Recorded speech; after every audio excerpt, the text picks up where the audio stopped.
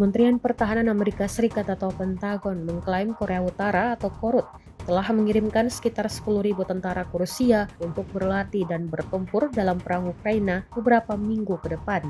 Angka itu, menurut para pemimpin Barat, akan makin mendidihkan perang yang berlangsung hampir 3 tahun. Beberapa tentara Korea Utara telah bergerak mendekati Ukraina, kata juru bicara Pentagon Sabrina Singh pada Senin 28 Oktober 2024. Dikutip dari Associated Press, Reuters dan The Guardian, tentara Korea Utara diyakini sedang menuju wilayah perbatasan Kursk tempat Rusia telah berjuang untuk memukul mundur serangan Ukraina.